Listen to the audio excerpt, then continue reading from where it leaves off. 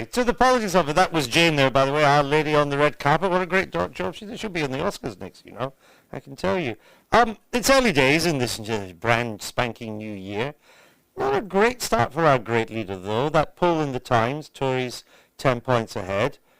And the economic news just couldn't be worse. But you know, he's in a tremendously up sort of mood. He came and spoke to MPs on Monday, and he was quite euphoric. He thinks he's got... Euphoric? Yeah, he was. He did mention Obama about 6 times. But he mentioned how many times he talked to him. About 6 times. But I think he thinks he's forced the Tories onto the right. He thinks he's winning the argument. He's talking about things he understands. He's very up. That was before the Times poll, I see. It was, to be fair. It was the evening before the Times poll. You do get the impression, just looking in from the outside, that the economic realities are beginning to hit home to the British people. You know, they see the Woolworths stores now closed. They see other household name shops now closed. If they've not lost their job, it's pretty clear they know a friend has lost a job. Yeah, my own feeling is there's been a real deterioration in sentiment over Christmas. It's interesting, isn't it? The kind of people went out to the pub before Christmas and were still feeling quite jolly, and they've come back and they've seen the order books of their companies or whatever, and you know, talking about a 2 or 3% reduction in national output doesn't equate with what I'm hearing. I mean, I'm hearing about companies that have had a 70% cut in their orders or an 80% cut in their orders. I mean, the sort of figures we've never heard of before. Now, before the break, you know, it seemed that the worse things got, the better the government did. Yeah. And I think the Tories have found it extremely difficult during this crisis because, you know, the government can do things, and it does things every day, and the Tories have never found as many things to say as the government has found to do. And also, you know, that kind of dual Scottish thing which Gordon does works better than George Osborne being George Osborne. Well, George Osborne is still...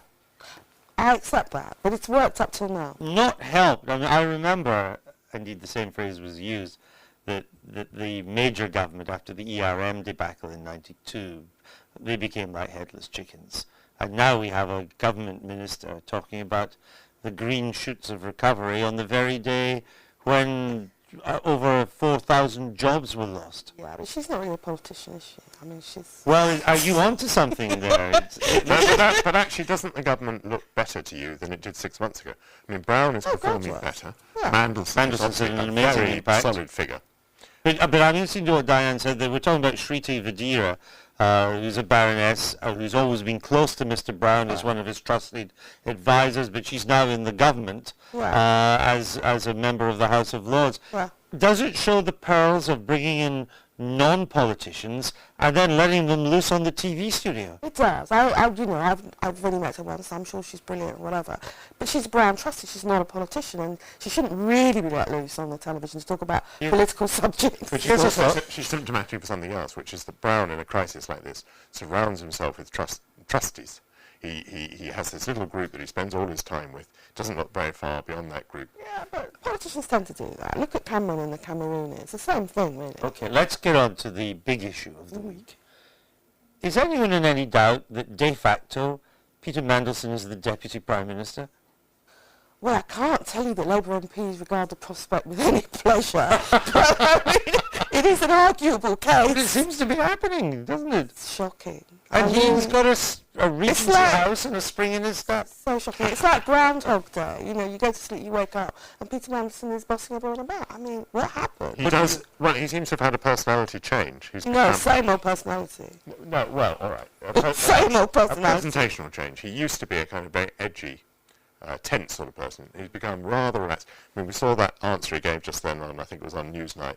It's a really skillful, almost Blairite answer, you know, that little smile, riding the punch, as it were. It's a new kind of skill. No doubt he's relaxed because he's got this huge, expensive house, but he's relaxed because he's back in the driving seat. That's true. He loves it.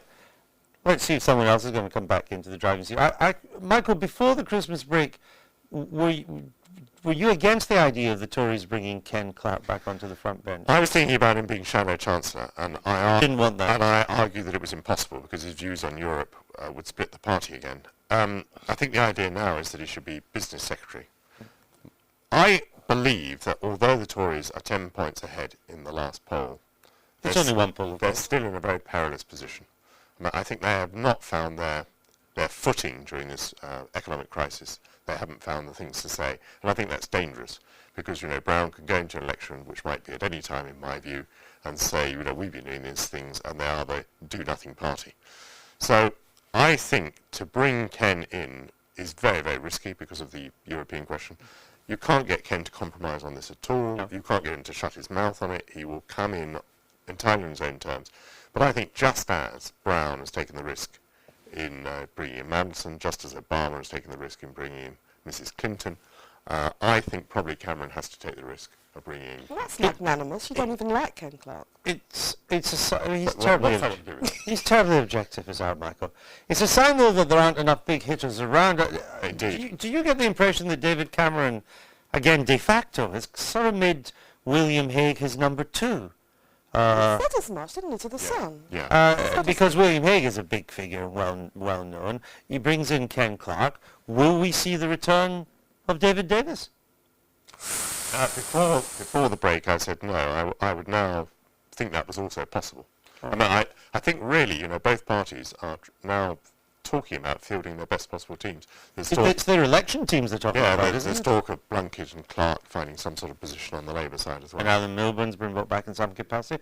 All right, well, let's finish on the election. Now, before the break, I was in a minority of one, saying there would not be an election this year. You two thought that there would be. Did you? I did, sir. You certainly did, and you... It was possible. Well, everything's possible, Diane. Do you still think there's going to be an election this year? I do. I remain in a very tiny minority. But the reasons you've repeated this evening, that this thing is going to get worse and worse and worse. At the moment, the government's within striking distance of the Tories. They could make up ground in an election. I think the logical thing is to go pretty soon. People doubt whether he's got the guts to do it, Brown. I think that he's become risk addicted, and therefore I think he may do it. Indeed. Diane? Labour MPs talk of nothing else, literally, actually. They're still talking of this. Oh, yeah, that's what people are talking about it. I've always believed earlier rather than later because it's just going to get worse. Well, I promise not to ask you this question every week, and I will come back to it every now and then. And of course, as the year goes on and you're proven wrong, I will ask it even more. Indeed. Now, listen, come here, come closer, have a look at this.